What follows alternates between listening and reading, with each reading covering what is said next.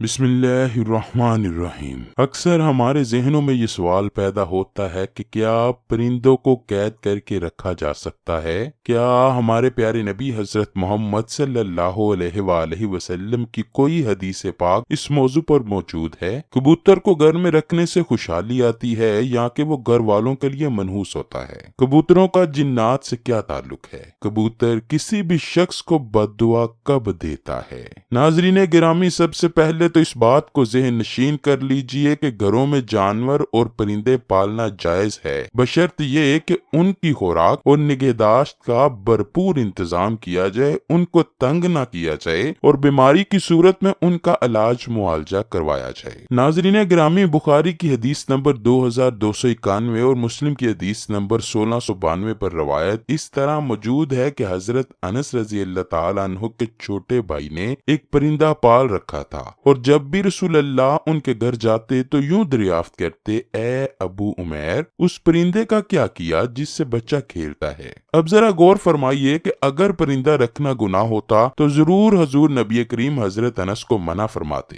بے شک پرندے گھر میں رکھے جا سکتے ہیں، لیکن یہ یاد رکھیے کہ اگر آپ نے کسی پرندے یا جانور کو گھر میں رکھنا ہو اور اس کا خیال نہ رکھا ہو، اور پھر ضرور آپ گناہ کے مرتکب ہوں گے، جیسا کہ رسول اللہ سرور کائنات حضرت محمد صلی اللہ علیہ وآلہ وسلم نے فرمایا، ایک عورت صرف اس وجہ سے جہنم میں جائے گی کہ اس نے ایک بلی کو اس حال میں باندھے رکھا کہ نہ تو اس کو کچھ کھانے کو دیا اور نہ ہی پانی پلایا، نہ اس کو کھلا چھوڑا کہ وہ خود کھا پی لے، اور بلی اسی بدحالی میں مر گئی۔ اسی طرح کبوتر کو بھی گھر میں پالنے سے منع نہیں کیا گیا، لیکن پرندوں کو ستانا ایک بہت بڑا گناہ ہے، جیسا کہ ابو داؤد شریف میں حضرت عبداللہ بن مسعود کی روایت کردہ ایک حدیث میں کبوتر کا ذکر ہے۔ ایک کبوتر حضور پاک صلی اللہ علیہ وآلہ وسلم کے پاس آیا اور اپنی زبان میں کچھ کہنے لگا۔ جب وہ چپ ہوا تو حضور پاک فرمانے لگے، میرے کسی صحابی نے اس کبوتری کے گھونسلے سے انڈے اٹھائے ہیں۔ پاس ایک صحابی نے اقرار کیا تو حضور اکرم نے انہیں حکم دیا کہ فوراً اس کے انڈے واپس رکھاؤ۔ ناظرین گرامی، پرندوں کو ستانے میں کوئی خیر نہیں، بلکہ الٹا پرندے اپنے ستانے والوں کے لیے بد دعا کرتے ہیں۔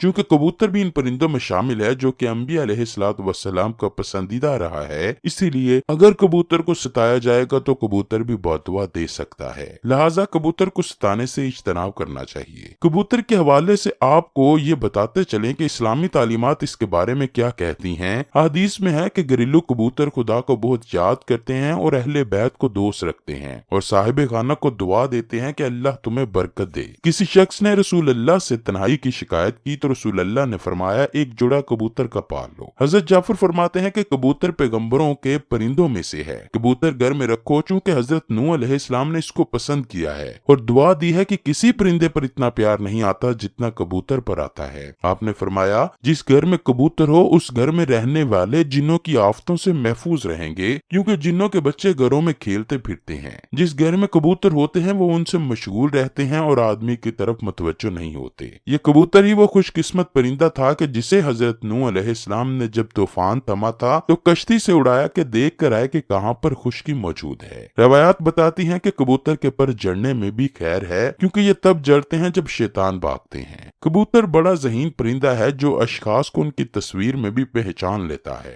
سائنسدانوں کا خیال ہے کہ کبوتر آئینے میں اپنی تصویر دیکھ کر خود کو پہچان سکتا ہے، یعنی یہ چہرے کی پہچان کی حد تک خود شناس پرندہ ہے۔ یہ خصوصیت چونکہ دوسرے پرندوں میں نہیں پائی جاتی، اس لیے اس کی اپنی جداگانہ حیثیت ہے جو کسی بھی دوسرے پرندے سے اسے مختلف اور خصوصیت میں ممتاز کرتی ہے۔ اس کے علاوہ کبوتر میں حروف کو شناخت کرنے کی بھی صلاحیت پائی جاتی ہے۔ ایک تجربے کے ذریعے سے سائنسدانوں نے یہ ثابت کیا ہے کہ کبوتر پورے انگریزی حروف تہجی کو شناخت کرتا ہے جو ان کے ذہنی صلاحیت کی آئینہ دار ہوتی ہے۔ کبوتر اپنی چونچ سے پانی چوس کر پینا جانتا ہے، جبکہ دوسرے پرندوں میں یہ خصوصیت نہیں پائی جاتی۔ کبوتر ہزاروں میل دور سے اپنے گھر کا پتہ ڈھونڈ لیتے ہیں، یہ کیسے ممکن ہے؟ اس کے متعلق کئی نظریات پیش کیے جاتے ہیں، جن میں ایک نظریہ مقناطیسی حیثیت کا نظریہ ہے، جس کی وجہ یہ ہے کہ یہ جاندار سورج کو رہنما بنا کر مشرق و مغرب کی سمتوں کا تعین کرتا ہے۔ بے شک کبوتر کا گھر میں پالنا باعث برکت ہے، کیونکہ رسول اللہ صلی اللہ علیہ وآلہ وسلم نے بھی کبوتر کو پسند فرمایا، لیکن یہ بات یاد رہے کہ کبوتر بازی سے منع کیا گیا ہے۔ اس لیے اگر کوئی شخص کبوتر اس نیت سے رکھتا ہے کہ وہ اس کی بازی لگوائے करवाएगा तो फिर कबूतर पालना हराम हो जाएगा। हजरत अबू हुरैरा रजी अल्लाह ताला अन्हु से रिवायत है कि रसूल अल्लाह ने एक दफा एक शख्स को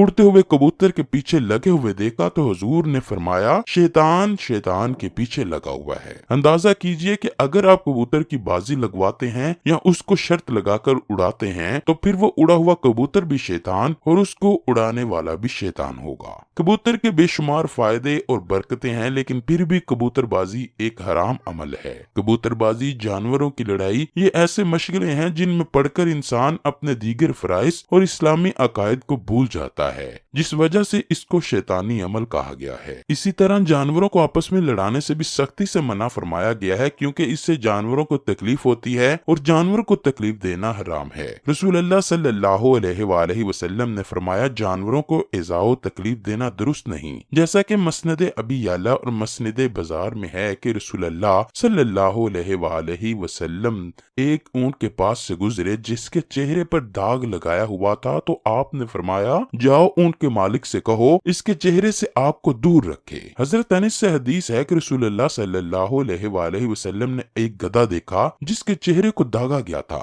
आपने फरमाया, अल्लाह की लानत बरसे उस आदमी पर जिसने ये दाग दिया। नाज़रीन गिरामी, जानवर और परिंदे घर में रखिए, लेकिन इस बात का ख्याल रखा जाए कि उन्हें किसी किस्म की कोई तकलीफ ना दी जाए।